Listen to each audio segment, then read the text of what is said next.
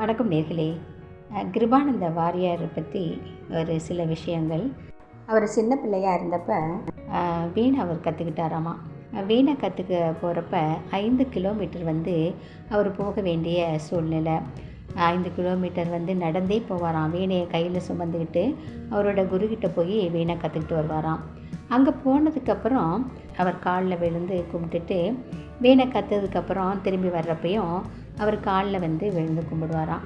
அதுக்கு அவங்களுடைய குருவை சொல்லுவாராம், வந்த உடனே தான் என் காலில் விழுந்து நீ கும்பிட்ட, திருப்பி ஏன் கும்பிடுற அப்படின்னு சொல்லி கேட்பாராம். அதுக்கு கிருபானந்த வாரியார் சொன்னாராம், நம்ம எத்தனை தடவை காஃபி கொடுத்தாலும் வேணான்னு சொல்கிறதுலையே வாங்கி குடிக்கிறதானே செய்கிறோம். அது மாதிரி குருவை கும்பிடுறதுக்கு என்ன கணக்கு இருக்குது அப்படின்னு சொல்லி கேட்டாராம். என்ன ஒரு அருமையான குரு பக்தி அவருக்கு. அப்படி ஒரு குரு பக்தி நிறைஞ்ச ஒரு மனிதனாக அவர் இருந்தார். அதுக்கப்புறம் தெய்வ பக்தி உள்ளவர் அப்படிங்கிறது அவரை பார்த்தாலே நல்லா தெரியும்.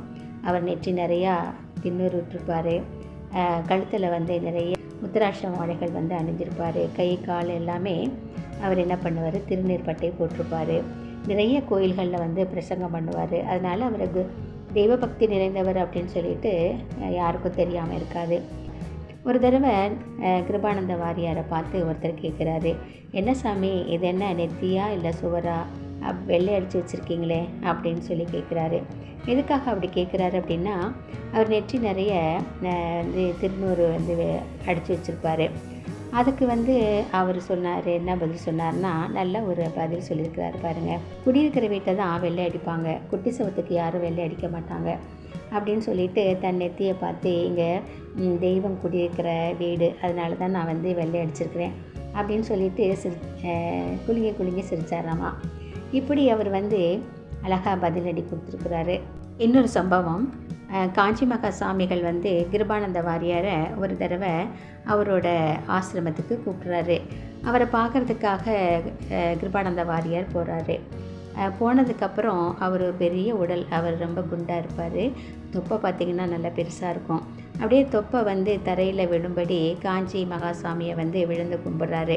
காஞ்சி மகாசாமிகளுக்கு ரொம்ப தர்ம சங்கடமாக போயிடுச்சு.